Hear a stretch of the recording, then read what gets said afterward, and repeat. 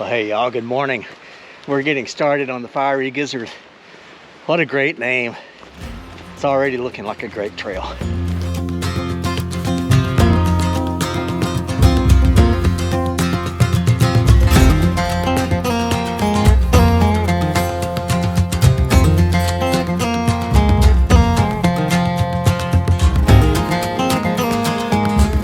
Look at that blue water hole. That's got to be deep. Beautiful.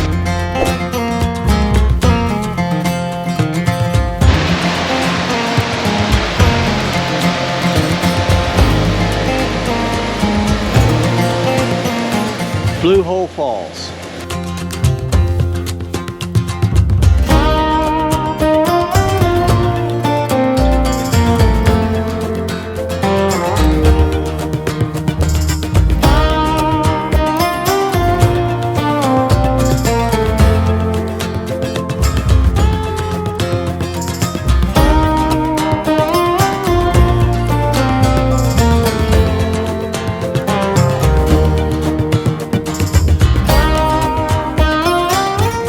There's this foundation of a pump house that was built by the Civilian Conservation Corps in the 1930s. This is just the foundation of what's left, and they drew water, I'm sure, from the power of this Fiery Gizzard Creek.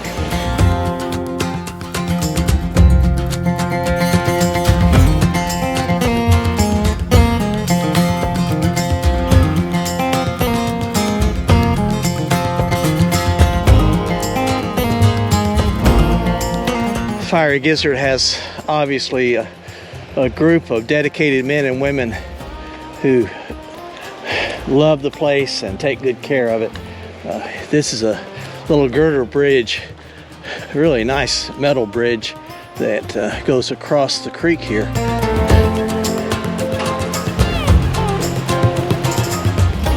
Loving this trail.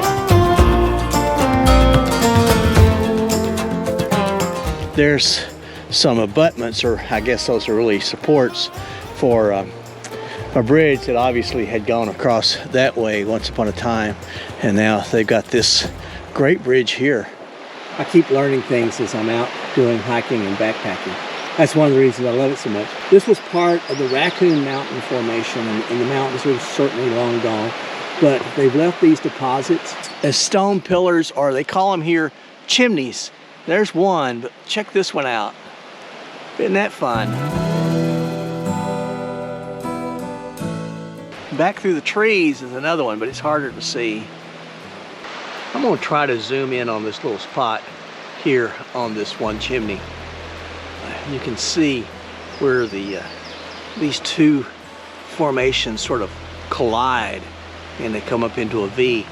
Now scientists say that's part of what's known as plate tectonics. It's where these plates that are part of the earth sort of run into each other, and according to them, you know, this is sort of the confluence between the African continent and the North American continent, and it collides right there in that place. So if that's true, I had a fascinating thing of, you know, having Africa and North America here intersecting with one another. All of it standing alongside this beautiful creek, the big Fiery Gizzard Creek.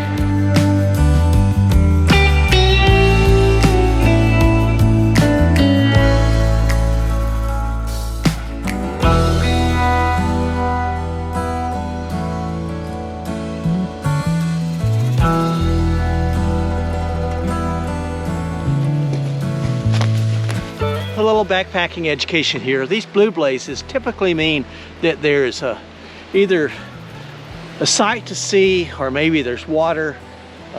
It's a side trail. White blazes typically are marking the main trail.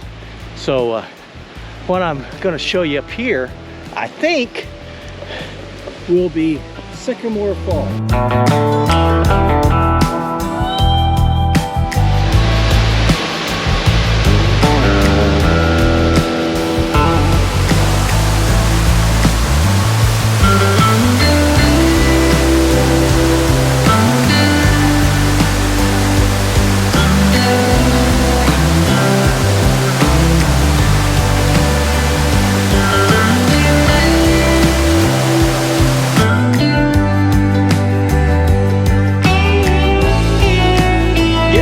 flashbacks to Pennsylvania here.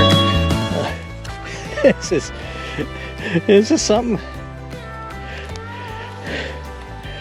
sort of like an obstacle course. It slows you down just a little bit. Brad, I'm glad that it's cool today. I don't want to mess with any of your snakes. I bet there's copperheads all out through here. What do you think?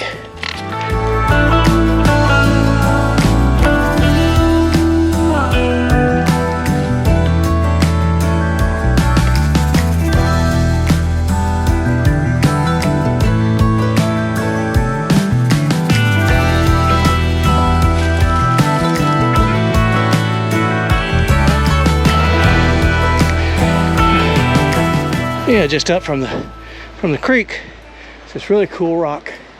Well, you could sort of sneak up in there and probably spend the night. Of course, you might have a visitor. A couple of animals might come and think that's good for them too, if you don't mind sharing. I think I'll keep on going. Just stopped for a little bit of lunch, and Melanie, I am enjoying your ginger sweet potato leathers. These are really good. If you guys didn't see my video where I was talking about these, this is them. Ginger sweet potato leathers. It's 120 carbs. I'm sorry, it's 120 calories. Only has 10 carbs in them. Great little dessert and snack for along the way. Had lunch just before getting ready to start. Really the biggest climb of the trail. Here we go. Let me show you how we're getting started to going up. Climbing more rocks. Going up there.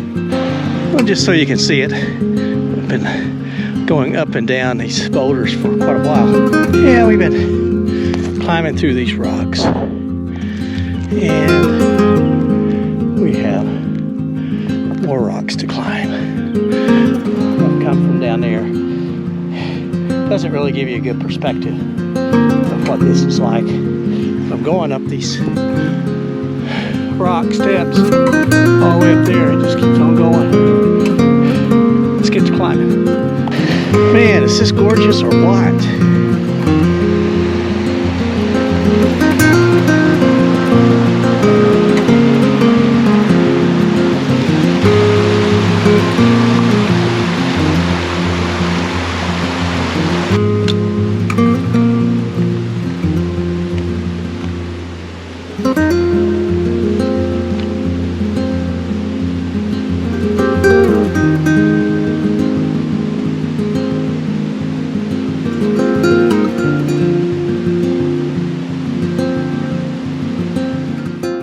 Well, here I am at Raven's Point. I don't see any ravens, but it sure is a pretty sight. Check this all out. It's pretty much off this edge.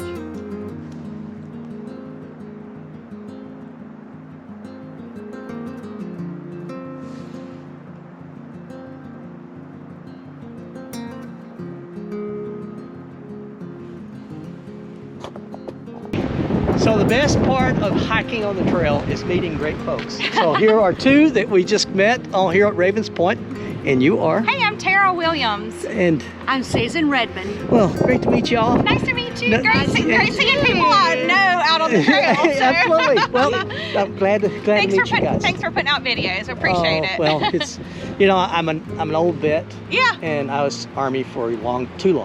And, too long. I love it. And a lot of my friends are disabled. Yeah. And so this is the way they can get out too. That's awesome. So that's what that's awesome. That means even more.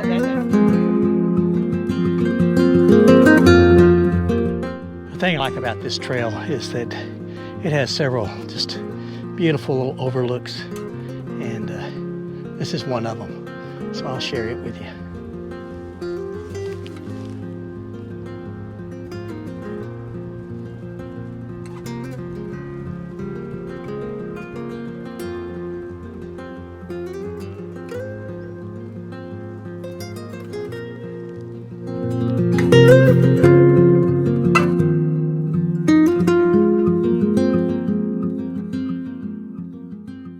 Okay, I haven't done a whole lot of video on the second half of the trail because it's really been fairly smooth, not like the first half. That was quite a challenge, but it's been smooth. I've made pretty good time, and I'm getting close to getting back to where I'll be camping tonight.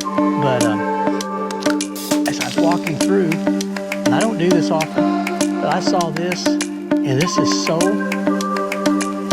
don't know what the word is, eclectic, bizarre, interesting.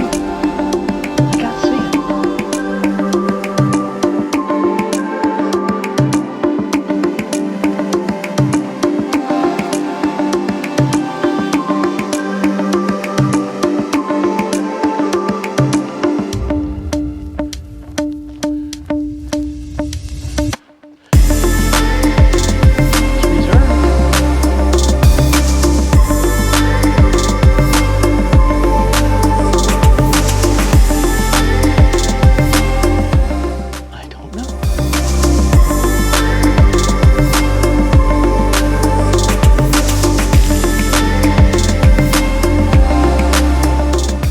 Doors are open.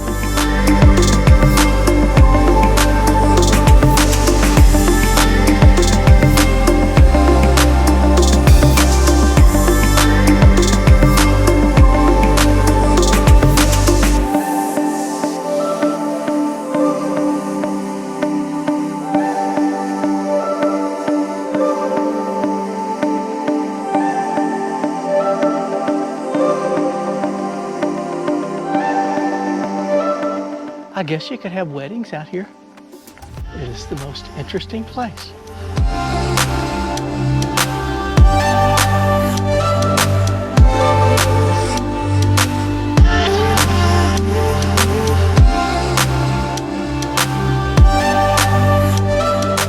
These little lanterns on the trees. Chandeliers in the trees.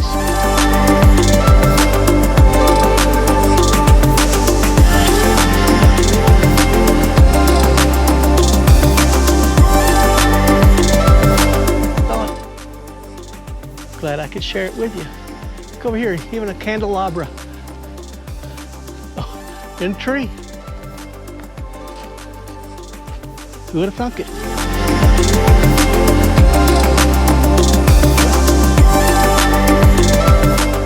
If anyone's hiked the Fiery Gizzard before and they know what this place is, leave a comment and let us all know. It's fascinating. All right, I'm about a mile away from the campsite, so let's get back up on the trail. Looks like the dog hole trail goes up that way. It's called Dog Hole Mines, and it was coal mines, and apparently they would call them dog holes because the shafts were so narrow that they said that only a dog could fit in it. When you look in here, it does look narrow. Have a little bridge here to go across.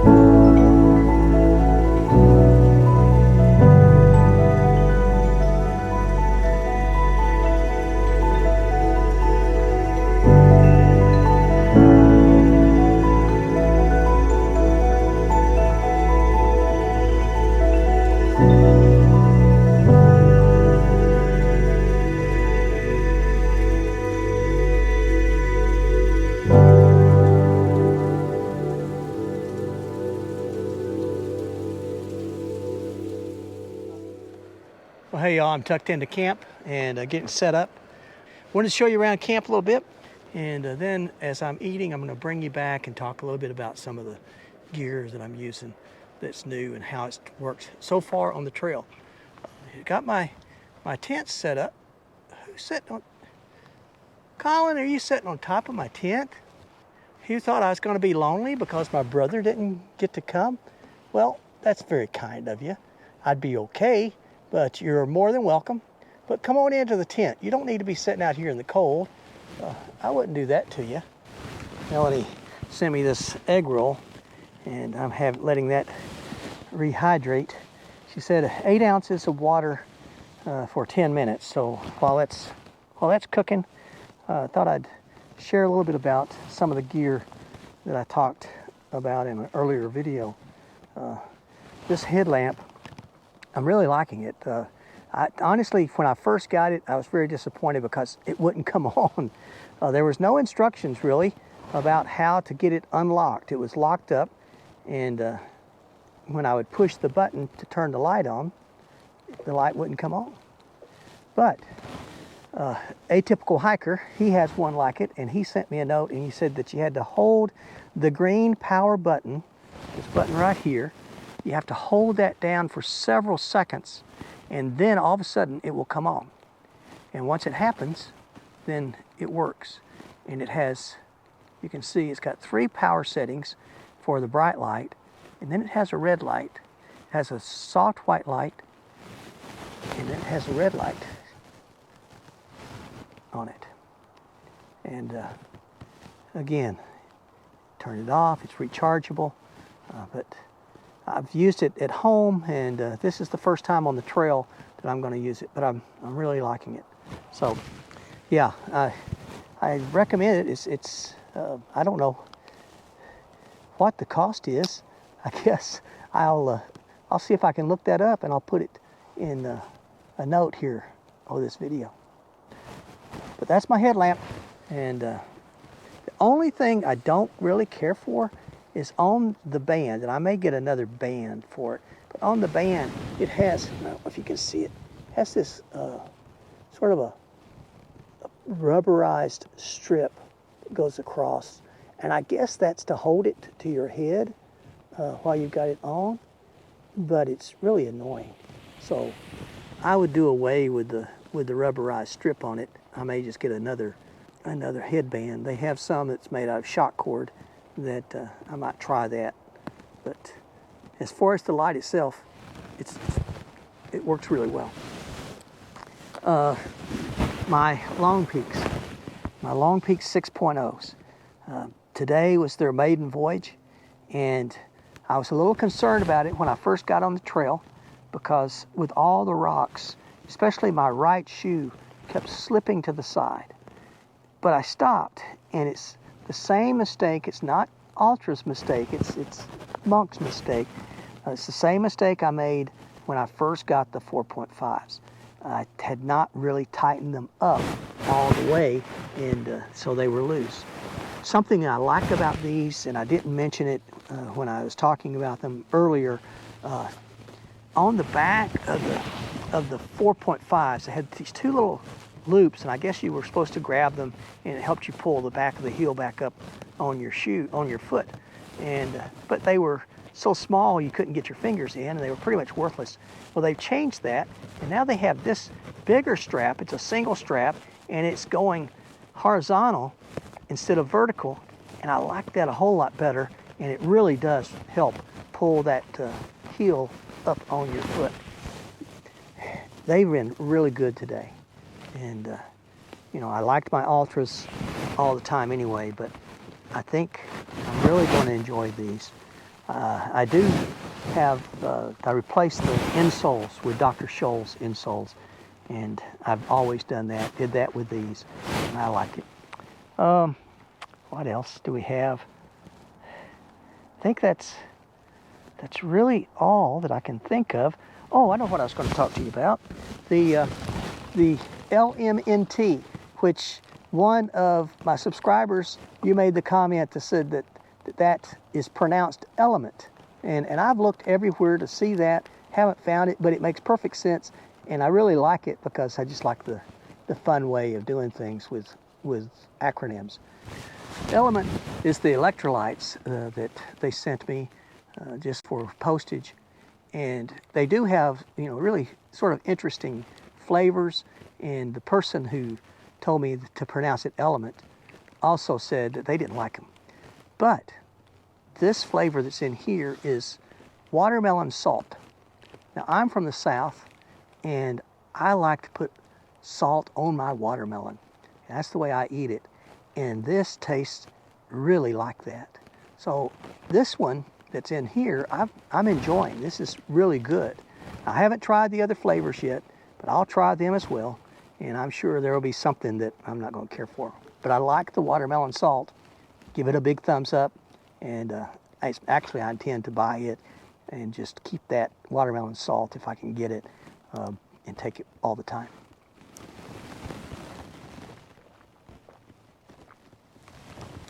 It really helps. Again, no sugar in their electrolytes. Now, Melanie even sent me little crunchies to mix in to the egg roll. So I'm gonna pour those in there too. And just stir this up and take a taste.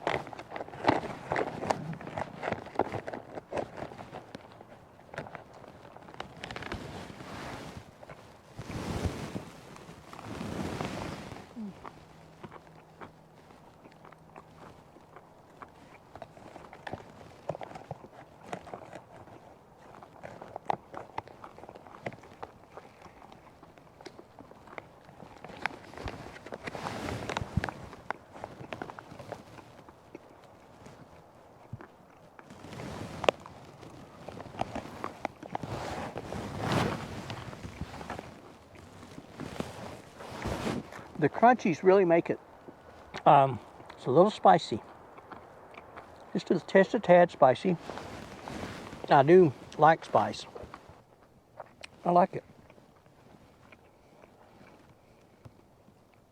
And so I'm going to finish eating dinner. And then when I go in for the night. Well, good morning. Getting ready to leave camp, head back to the car. But before I do, I was going to show you something. When I was hiking with PTL, he was fascinated by the way that I did something that I thought was pretty simple, and it was with my trekking poles. You know, a lot of folks will take and they'll set their trekking poles up on a tree like this, and they end up falling. What I do is sort of something that I learned in the Army. The way we would stack rifles, you'd take and interlace the slings on your rifle, and then they would hold each other up. So I do sort of the same thing. I take just the straps, and I take and run one pole inside the strap and cross them, and so that they're sort of interlaced like this. And then when I set them on the tree, they just hold each other up.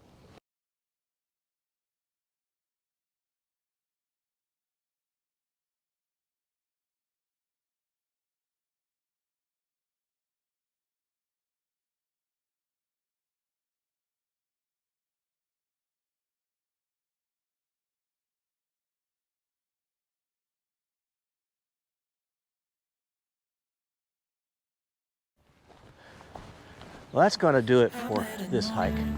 And I'm glad that you came. Glad that we could walk these grounds together.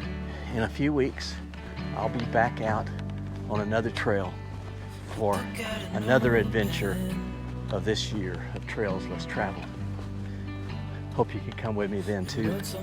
Until then, stay safe, stay healthy, stay on the path. God bless you. Then he kept walking on down the road, and I watched him disappear like smoke. And I thought I'd just seen a ghost.